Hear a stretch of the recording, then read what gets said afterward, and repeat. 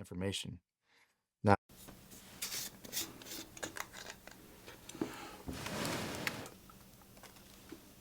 why am I blowing bubbles? It's because that's what we need to talk about today. But it's not bubbles. It's not blowing bubbles like I just did. Replace bubbles with Bubba. And that's what we need to talk about today. Some of you might be saying, what are you talking about? Blowing bubbles? Bubba? What is this? All right, let's just get into it because this is a weird one. So a few days ago, some of the Epstein emails were released. And in those emails were, let's just say, some very disturbing and interesting information. Now, what am I talking about? You probably already know, right? But within 4 hours or so of these emails being released, the White House went into full damage control. The press secretary said that these emails, they prove absolutely nothing other than the fact that President Trump did nothing wrong. Now, that's debatable, to say the least. And in my opinion, when the White House responds so quickly to something like that, so defensively, immediately, saying it proves nothing, really it's doublespeak for they're trying to cover something up. They're trying to hide something. They're trying to deflect off of what was released. So let me just go over a couple of things that were released and we can make a decision together.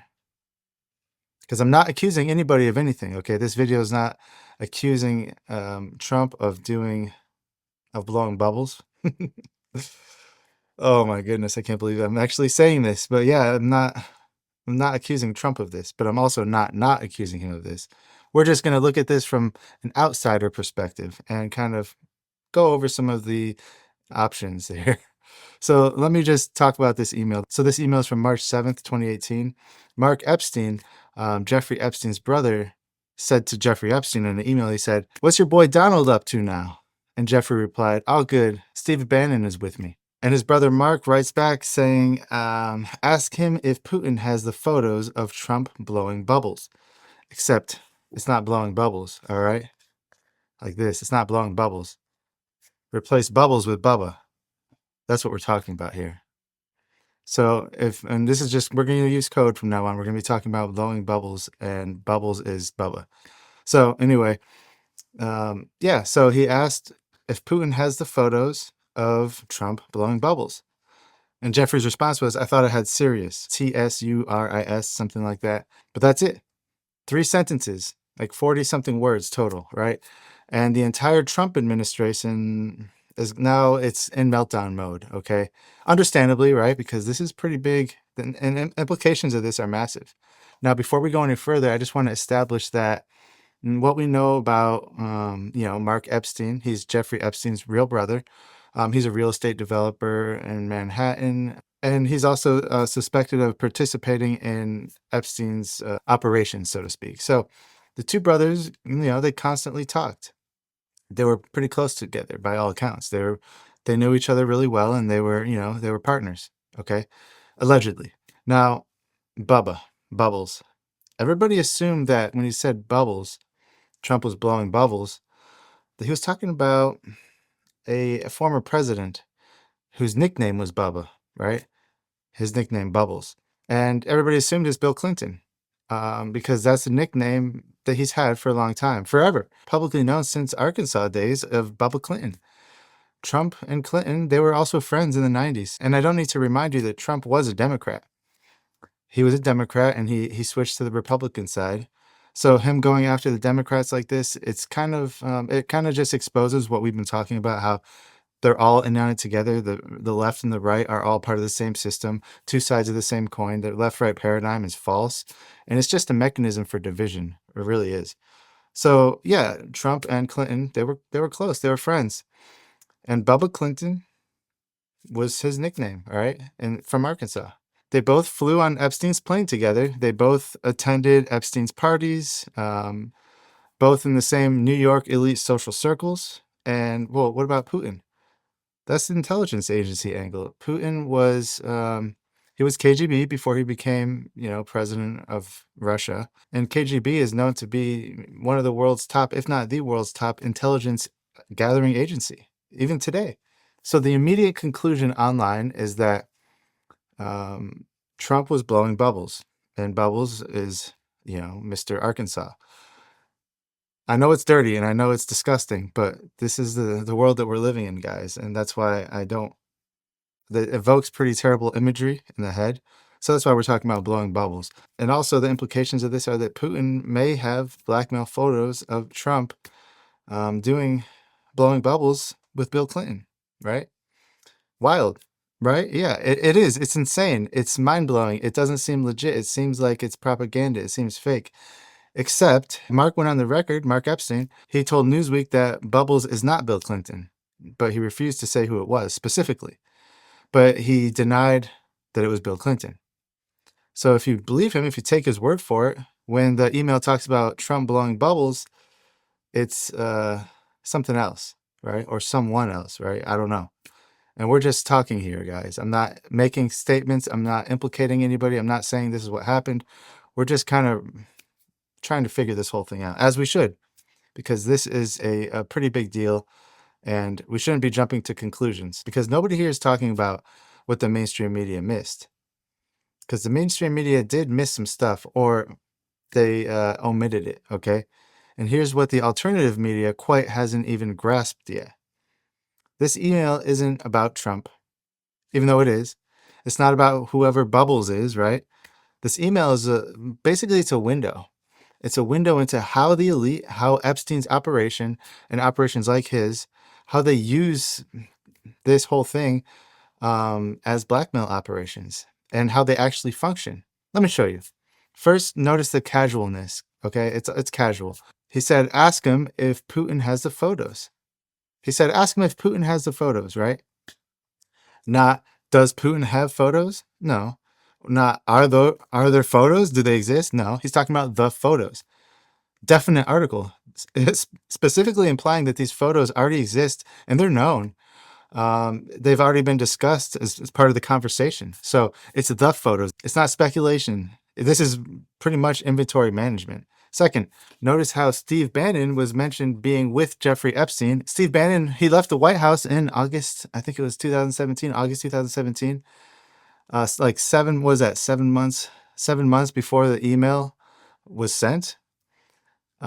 He was already out of Trump's inner circle, supposedly, right? According to, mainstream. But he's with Epstein. And Epstein says Bannon can be asked about the article that Putin has. So why would Bannon know, right? Why would Bannon have access to Russian intelligence material on the president? Unless, also, before we get ahead of ourselves, let's notice Jeffrey Epstein's response here. He said, I thought it was Sorius, whatever that is. Sorius is, I think it's Yiddish. From what I was reading, it's Yiddish. And it means troubles or problems, woes, something like that. And he was basically saying, I thought my problems were bad. Implying, right, this is implications that the photo that they're talking about, Trump's problems, are far worse than Epstein's, which is, this is what we're dealing with here. So he's implying that whatever Putin has is more damaging than Epstein's, his own blackmail operation being exposed. Because at that point, he kind of knew that people already knew about him. He's making the case that Trump is in this super deep, okay? And that's the kind of stuff that matters. It's the context, it's the implications. That's the operational security that's been breaking down in real time with this whole thing as far as their little club goes. Because this email is from 2018. Trump was president for over a year at that point.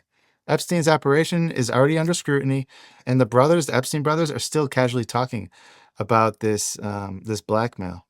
They're joking about it. Well, so a couple days ago, the House Oversight Committee didn't just release the Bubbles email. They released others too. So we just talked about the Bubbles one, and let's talk about there's one from I think it's 2011 April. Epstein and Ghislaine Maxwell. In this email, it says that I want you to realize that the dog that hasn't barked yet is Trump. The name that was redacted is Virginia, and this victim, Virginia, spent hours at my house with Trump. And that email also goes on to say that he's never once been mentioned. That's Epstein talking to Ghislaine Maxwell. Ghislaine responds, I've been thinking about that. That redacted name, like we said, is Virginia. It's one of Epstein's most prominent victims who, let's just say, according to the mainstream, she passed away. So Epstein was saying Trump spent hours with a victim, with a trafficking victim at Epstein's house. Hours. Trump has stayed quiet about this.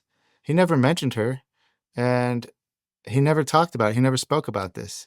He never implicated Epstein because that's the whole thing. The dog that hasn't barked. He's the dog, and he hasn't barked. He's kept his mouth shut so far.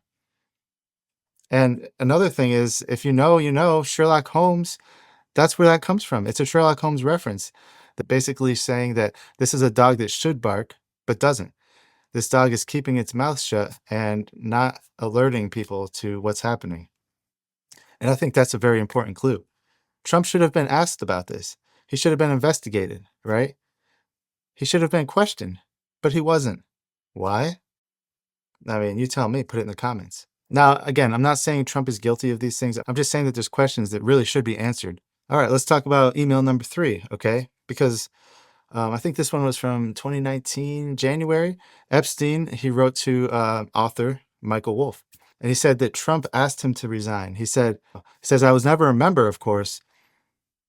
And of course, he knew about the girls as he asked Ghislaine Maxwell to stop. So here we go saying that Epstein wasn't a member of Mar-a-Lago, right? And that's because of optics.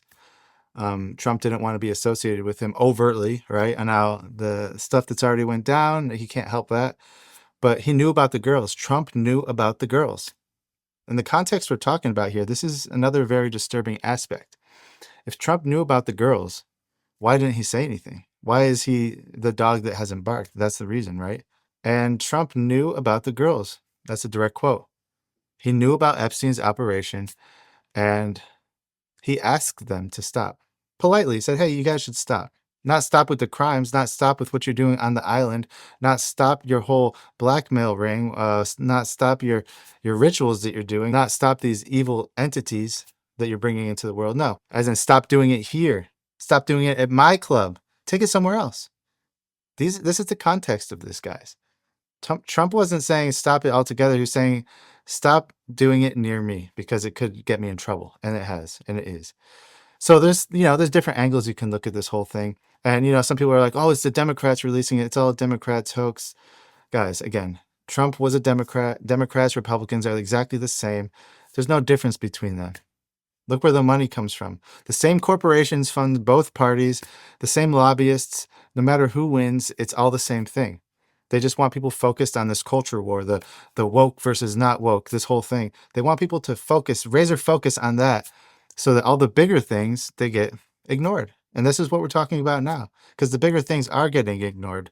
And hopefully this is a wake-up call for some people. So now we have 20,000 more pages that were released, and they're flooding the internet with this stuff. It's a classic limited hangout strategy, right? So release so much information, flood everything all at once, release all the files so that nobody can process it. Bury the important stuff in the noise. Control the narrative. Because in July 2024, last year, Trump promised that he would release all Epstein files if elected. All of them. He promised. It was a campaign promise, and he said it's all about transparency. That never happened. In fact, he flipped right away. The DOJ announced in February that they would not be releasing the files. National security reasons, privacy concerns, no client list exists. It's all a Democratic hoax. That's what he's saying. He's saying, oh, everybody stop looking at this because it's not important. It's boring, right? He's so scared of something being released that it's going to ruin him and his family. And he doesn't want his whole family, his whole legacy to be brought down and clumped together with Epstein. And understandably so, right? I mean, if he made these mistakes, that's why I'm saying get out in front of it, talk about it, admit to what you did wrong, and maybe people will forgive you, right? Just come clean. Don't try and conceal it because people are smarter than that. You watching right now, you're smarter than that. You can see deflection. In Trump's own base, they're starting to call him out now, right? Him and all the Republicans, there's a Republican civil war because of this. Elon Musk even tweeted that the reason why Trump doesn't release the files is because he's in them, right? And that was a public tweet that Elon Musk made. And I believe he took it down after that and apologized for it because he probably caught some backlash from Trump, right? So now Trump is saying that they need to investigate Bill Clinton and the Democrats for their role with Epstein. Bill Clinton and the Democrats was tied together with Trump. They were all friends. They're all, working together on things. So he's trying to deflect again. He's trying to take the focus off of him and put it onto somebody else, right? And that's why the Bubba emails matter, right? Not because of who Bubbles is, but because it shows that the operation it's still active, and there's information that's really hidden, and it will probably be hidden forever. Because in my opinion, this whole blowing bubbles thing, it really exposes like the methodology of how the elite, how the blackmail systems, how it works, and how Epstein's operation isn't necessarily unique. There's probably mirrors of that happening all over the place because, as we talked about before, there's a dark spiritual aspect to this that helps them maintain that power, gain and maintain that power. And this actually reminds me of J. Edgar Hoover, the first director of the FBI. He served under 8 presidents, and nobody could fire him. Nobody could investigate him. Nobody could touch him. Why? Well, he had files on everybody. He had files on senators. He had files on congressmen, the Supreme Court, presidents, justices, you name it. Anybody who was in control, anybody who had a big name in Washington, D.C., Hoover had something on them. You know, he had information about affairs, financial crimes, different things in the bedroom, family secrets. It doesn't matter. It didn't matter what the secret was. Hoover's FBI collected all of it, and he kept the files in his office, his personal office. And this is all part of the J. Edgar Hoover FBI lore. And the thing is, when Hoover passed away in 1972, his secretary spent weeks destroying the files. And this is on record. She was shredding them. She was making sure that they never went public. But some apparently did survive. Enough leaked, enough people talked, and now we know Hoover, he had photos of politicians in compromising positions. He had blackmailed Supreme Court justices. We knew that he protected organized crime figures who, let's just say, provided him with kickbacks, blackmail material. And there was one specific operation that's called Operation Midnight Climax. It was in the 50s or 60s, and it was part of the CIA MK Ultra program. There's practically no difference between our $40 shoes and other brands' $400 pairs. They're even more. So it's a pretty interesting thing, and I think it's kind of relevant to what we're talking about now. So here's what they did. The CIA, they set up safe houses in San Francisco and New York, and they decorated them and made them appear to be brothels. They hired employees of these brothels, and they dosed the clients with LSD, with drugs, with hallucinogenic drugs, unknowingly, without their knowledge. And they filmed everything through a two-way mirror. The targets? Prominent citizens, government officials, foreign diplomats, and the like that. Very important people. And what was their goal? Their goal was, well, it was blackmail, but it was also to research, to gain insight into how people act when they're unknowingly under the influence of something powerful like this, that they think they're going crazy. Like, they obviously knew something's not right. If you dose somebody with these things and you don't tell them, they probably just think they're going crazy. So they get that whole thing, they film it, they take pictures, and it's all undercover. And it's not conspiracy theory, guys. This stuff was declassified in 1975 during the Church Committee hearings. The CIA, they admitted it, and they apologized for it. They claimed it was shut down. Doesn't mean it actually is. But it goes to show you how intelligence agencies and blackmail operations actually work. It's almost like the Illuminati, right? And the history of the Illuminati is similar. They became well known throughout the world, and people started coming out against them. So they publicly said, we're going to disband. But secretly, they didn't disband. What they did was they said, we're going to infiltrate. We're going to keep our ideologies. We're going to keep the way we do things exactly the same, but we're going to infiltrate other secret societies, and we're going to bring our way of thinking into these secret societies and slowly take them over time. So they don't just shut down, they infiltrate, they evolve, they become something else. So different name, different front, same methodology again. So bottom line, guys, I could talk forever, but bottom line is this. Who Bubba really is, who Bubbles really is, if Trump was really blowing bubbles, it doesn't really matter. I mean, it does matter, right? But it doesn't really matter. It doesn't matter. That's not the overarching theme that we're trying to focus on. And if it's blowing bubbles, it doesn't mean what it seems. Have you guys heard about the Bubba theory? We have to talk about the Bubba emails. This video is going to be incredibly inappropriate, definitely not safe for work. But if you've ever wondered why Donald Trump is so uniquely squirmish surrounding the Epstein files, then watch this video until the end. Because every time he's asked about the files, it's not like when he's asked about policy and he just word vomits, showing that he clearly knows nothing. Whenever he's asked about the Epstein files, he's like a rat who puts himself in a corner and he's immediately defensive. He says, "Are we still talking about Jeffrey Epstein?"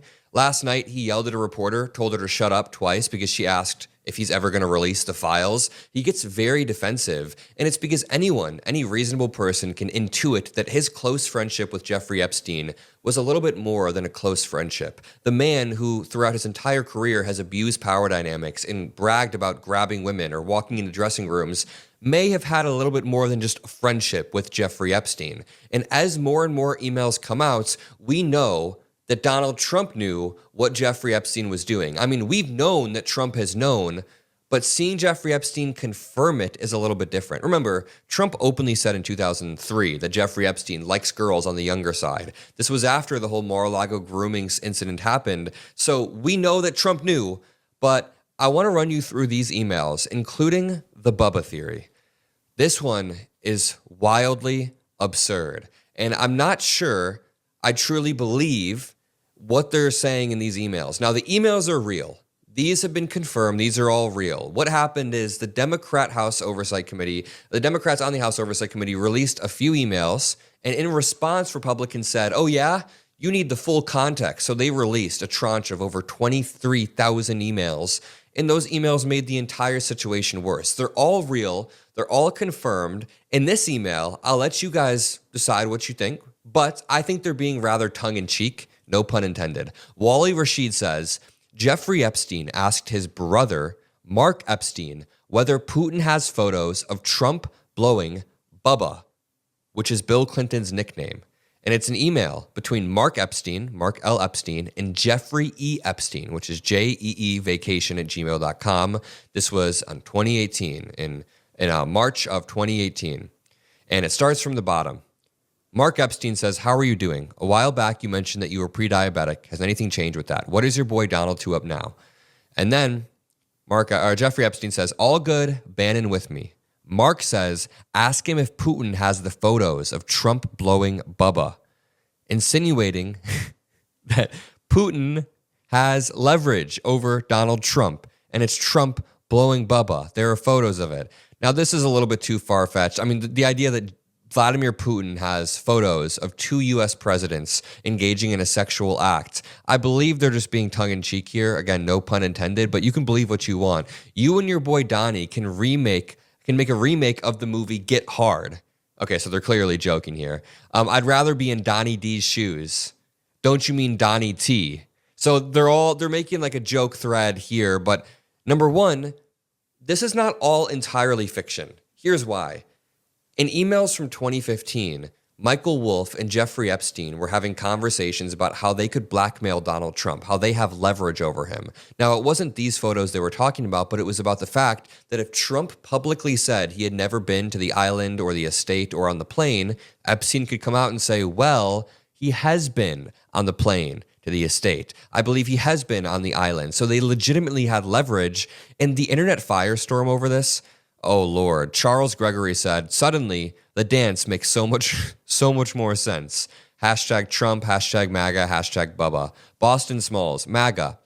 Kamala Harris blew guys to get to the top, also MAGA. Who cares if Trump blew a guy named Bubba who may be Bill Clinton? Again, I'm not really someone who believes conspiracy theories and crazy stuff. I think they were being tongue-in-cheek, but these memes are funny. Wu-Tang is for the children said, bro, he's not going to blow you like Bubba, because these Trump supporters are saying, breaking news, President Trump just stepped off Air Force One in Florida. 47 is a machine, likely has calls and meetings. The machine they're talking about is an old, decrepit man who can barely walk down the stairs, who might have been blowing a guy named Bubba. Oh, I'm joking. But Bubba Trump, this is not a real Time magazine cover, not a real cover, but they made this with AI or something like that.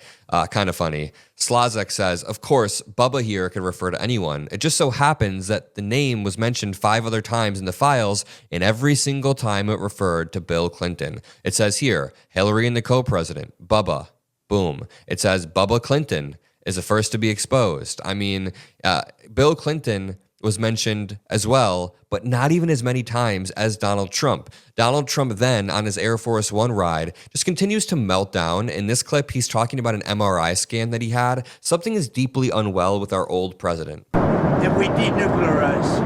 Mr. President, could you tell us why you needed to get an MRI? I understand that the results were good, but what was it for? Because it's part of my physical. Getting an MRI is very sad. Well, you think I shouldn't have it? Other people